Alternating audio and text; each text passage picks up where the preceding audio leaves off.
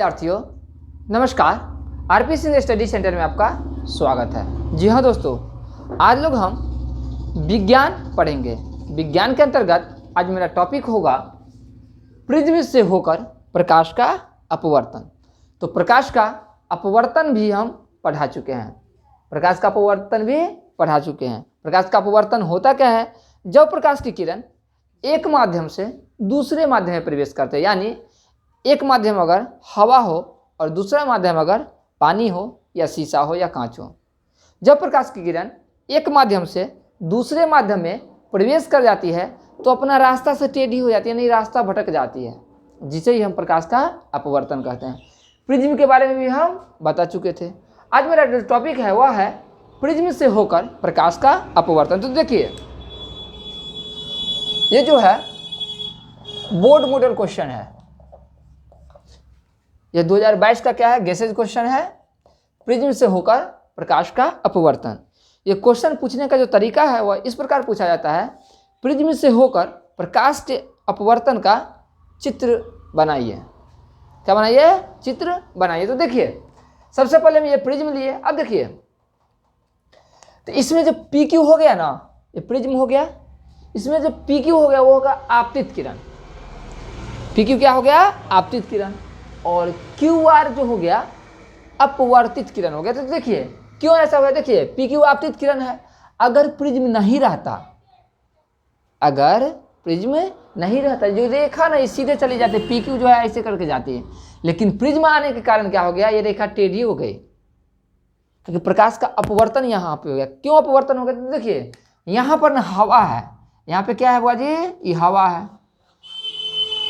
यहाँ पे कांच है। प्रिज्म कांच का बना होता है। प्रिज्म क्या होता है? कांच का बना होता है। तो यहाँ पे कांच है, तो एक माध्यम से दूसरे माध्यम में न गई। तो अभी अभी बताएं, जब एक माध्यम से दूसरे माध्यम में जाएगी तो रास्ता क्या होगी?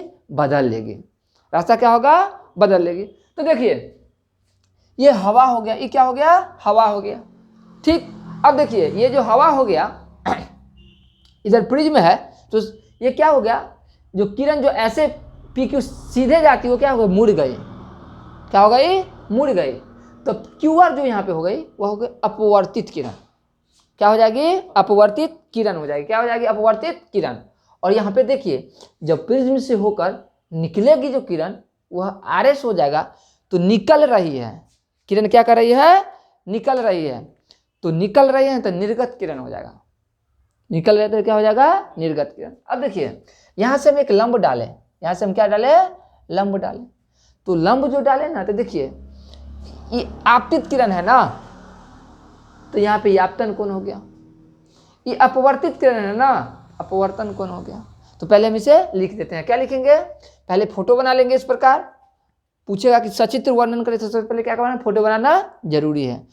कभी भी परीक्षा में फोटो बनाइएगा, चित्र बनाइएगा, यानी तो किससे बनाइएगा? ब्लू पेन से कि रेड पेन से? गलत बात, पेंसिल से। किससे? पेंसिल से, पटरी का उपयोग करके। ठीक ना? कभी भी जब मैथ में हो या साइंस हो, कभी भी अगर फोटो बनाने की बात आए या चित्र बनाने की बात आए तो किसका इस्तेमाल करेंगे हम? पेंसिल का करेंगे। तो देखिए, तो लिखेंगे यहाँ पे पी क्यू बराबर आपतित किरण। आपतित किरण, आपतित किरण। क्यू आर अपवर्तित किरण। क्या हो जाता है? अपवर्तित। तो लिखेंगे क्यू आर बराबर अपवर्तित किरण। क्यू आर बराबर अपवर्तित किरण। और आर एस जो है वह है निकल रही है ना, तो नौ से निकलना और नौ से निर्गत। साइंस की भाषा में उसको क्या बोलते हैं? तो लिखेंगे आर एस बराबर निर्गत किरण। निर्गत किरण, आर एस क्या होगा? निर्गत किरण होगा। अब देखिए, लिखेंगे कोण आई बराबर आपतन कोण। कोण आई बराबर आपतन कोण। कोण आर बराबर अपवर्तन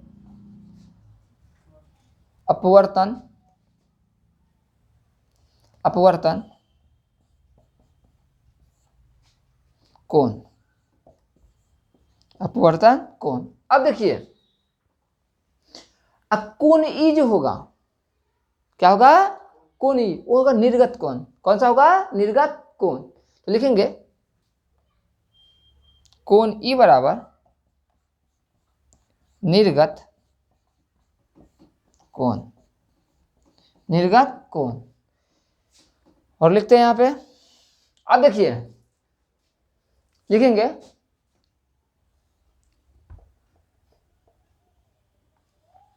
डेल्टा बराबर विचलन कोण, विचलन कोण। डेल्टा बराबर लिखेंगे विचलन कोण है, ठीक ना। अब देखिए कोण ए जो होगा वह होगा प्रिज्म का कोण। ये देखिए ये कोण है ना, प्रिज्म का कोण है, तो लिखेंगे कोण ए बराबर प्रिज्म कोण।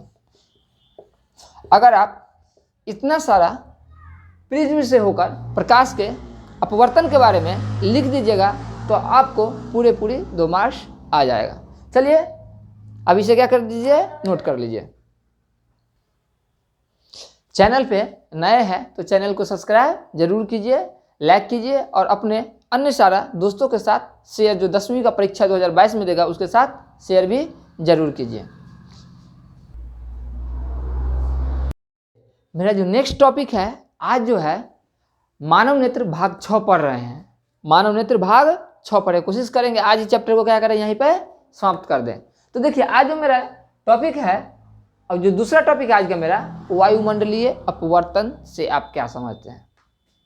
वायुमंडलीय अपवर्तन से क्या समझते हैं। देखिए वायुमंडल में होने वाली, वायुमंडल देखिए शब्द का ही अर्थ होता है। देखिए वायुमंडलीय अपवर्तन लिखेंगे किसे, क्या लिखेंगे बुआ जी, किसे कहते हैं। वायुमंडलीय अपवर्तन किसे कहते हैं। देखिए शब्द का ही अर्थ होता है, शब्द का ही क्या होता है, अर्थ होता है। देखिए वायुमंडलीय यानी वायुमंडल में, अपवर्तन यानी अपवर्तन की घटना। तो वायुमंडल में जो प्रकाश की अपवर्तन की घटना होती है, वायुमंडल में जो प्रकाश की अपवर्तन की घटना होती है उसे ही हम वायुमंडलीय अपवर्तन की घटना कहते हैं। कहीं कोई दिक्कत नहीं है तो चलिए इसे हम थोड़ा सा लिख देते हैं। क्या लिखेंगे, वायु मंडल में, वायुमंडल में होने वाली अभी थोड़ा सा है, अभी थोड़ा सा पढ़ाने दीजिए, उसके बाद जो सुनाएंगे अभी थोड़ा सा इसको खत्म कर दीजिए। वायुमंडलीय अपवर्तन, तो वायुमंडल में होने वाली प्रकाश की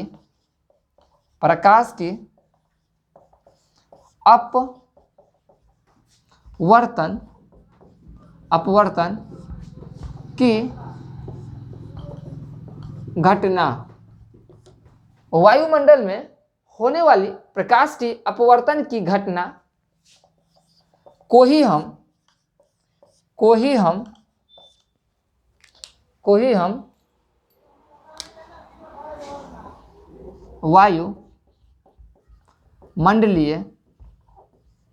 वायुमंडलीय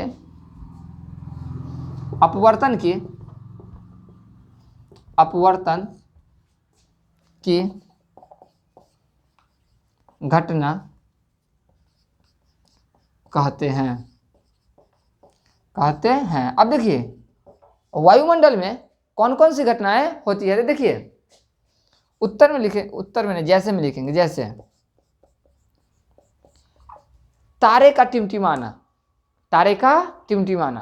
तारे हम यहाँ से देखेंगे वायुमंडल की तरफ तो तारे क्या होता है, कभी छोटा दिखाई देगा, कभी बड़ा दिखाई देगा, कभी खूब रोशनी रहेगा, कभी धुंधला दिखाई देगा, तो वो उसी को बोलते हैं तारे का टिमटिमाना। अगला होगा तारे का टिमटिमाना।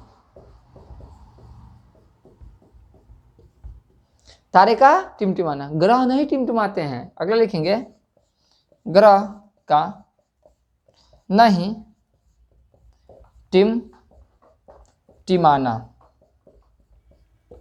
अगला लिखेंगे, और भी बहुत सारे उदाहरण हम बोल देते हैं, ठीक ना, उतना नहीं लिखना है। तो देखिए वायुमंडलीय अपवर्तन, वायुमंडल में होने वाले प्रकाश की अपवर्तन की घटना को, जरूरी नहीं है कि हर बात को याद किया जाए, बात को समझना है, समझ के जाइएगा तो लाइफ टाइम वैलिडिटी रहेगा। कितना टाइम रहेगा? Life time. अब बात को रट के जाइएगा तो एक ही दिन में भूल जाइएगा। तो बात को समझना, वायुमंडलीय अपवर्तन यानी वायुमंडल में होने वाली प्रकाश की अपवर्तन की घटना को हम वायुमंडलीय अपवर्तन कहते हैं। जैसे में 1-2 एग्जाम्पल भी याद रखना है, तारे का टिमटिमाना, ग्रह का नहीं टिमटिमाना, और सूर्योदय तथा सूर्यास्त के समय, सूर्योदय तथा सूर्यास्त के समय में सूर्य का लाल भी दिखाई देना। तो चलिए इसे आप क्या कर लीजिए, फिलहाल इसे क्या कर लीजिए, नोट कर लीजिए इसे। चलिए, एक लड़का था, एक क्या था? लड़का था, और उसके पिता भी थे। क्या थे? पिताजी भी थे। तो पिताजी थोड़ा मक्खी चूस टाइप के थे, माने कंजूस। कैसे टाइप के थे? कंजूस। तो लड़का के सामने क्या रखा? गेम रखा। लड़का के सामने क्या रखा? गेम रखा। बोला कि बउआ, तो बोला जी बाबूजी। बोला तुमको 4 रसगुल्ला देते हैं। क्या देते हैं? 4 रसगुल्ला। और रसगुल्ला तुमको डब्बा में देंगे। रसगुल्ला कैसे देंगे? डब्बा में। और रसगुल्ला रहेगा तो रसो न रहेगा, खाली गुल्ला तो नहीं रहेगा, रसगुल्ला के साथ क्या होता है? रस भी होता है। तो बोला देखो 4 गो रसगुल्ला दिए, 2 रोटी दिए, और तुमको रसगुल्ला रस को खाना भी नहीं है और रोटी को खाना है, लेकिन उसके साथ में खाओगे। उसके क्या होगा? रस लगा करके साथ में खाओगे। तो लड़का सोचने लगा, थोड़ा देर के बाद क्या हुआ, उपाय सोच लिया।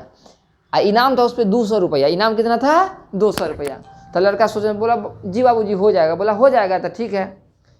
तो उसको दे दिया 4 रसगुल्ला, रस और रोटी, ठीक ना। तो वो लड़का क्या किया, रोटी ले जाता था डब्बा के पास, और दूरे से डब्बा में से करके सटा के खा लेता था। ऐसे करके क्या करता था, रोटी को डब्बा के पास ले जा करके ऐसे करके सटा लेता था, ऐसे करके खा लेता था। तो उसके पिताजी भी देखने लगे, पिताजी भी देखने लगे। बोला रोटी खत्म हो गया? तो हाँ पापा खत्म हो गया।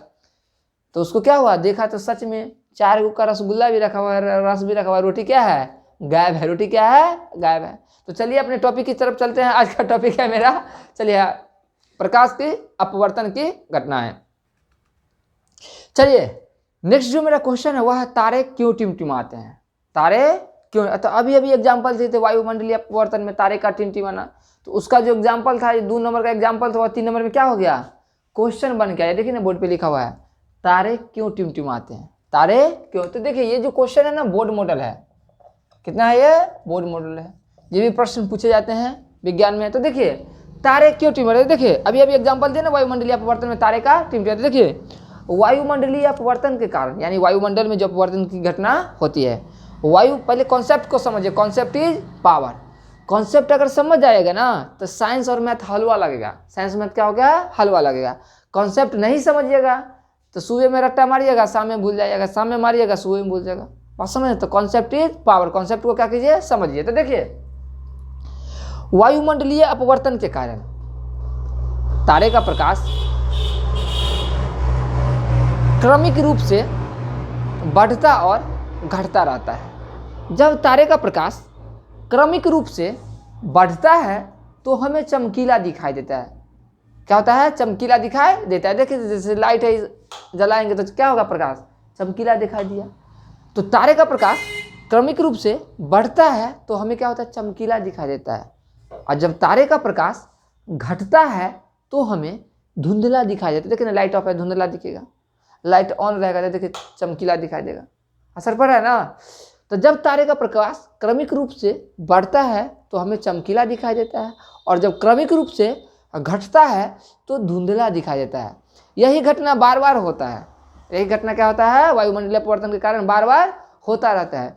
इसी के कारण तारे हमें टिमटिमाते नजर आते हैं। तो चलिए लिखते हैं, उत्तर में लिखेंगे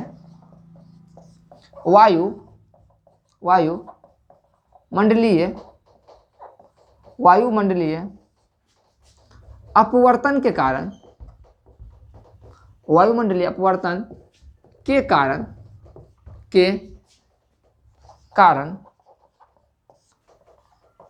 तारे का प्रकाश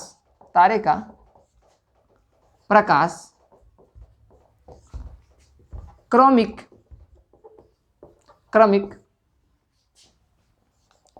रूप से क्रमिक रूप से बढ़ता और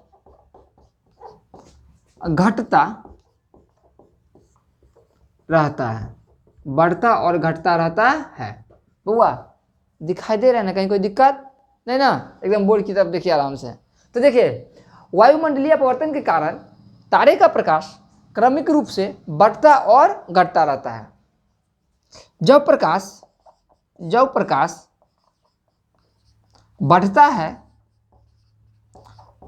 है तो हमें क्या, तारा बउआ जी क्या, इन्हें के जाकर सामने देखने लगेगा, देख सकते हैं, कोई दिक्कत नहीं है, ठीक ना। आगे देखिए, जब प्रकाश बढ़ता है तो वह चमकीला, जब प्रकाश बढ़ता है तो वह हमें चमकीला, जब प्रकाश बढ़ता है तो वह चमकीला दिखाई देता है, और जब घटता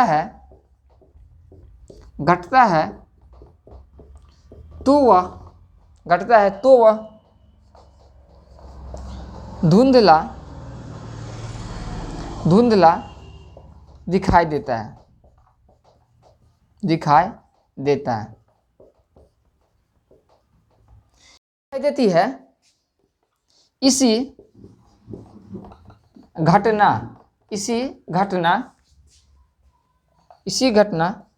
को हम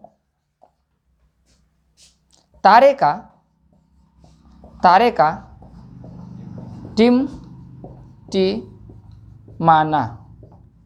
टिमटिमाना कहते हैं। इसी घटना को हम तारे का टिमटिमाना कहते हैं। चलिए इसे आप लिख लीजिए।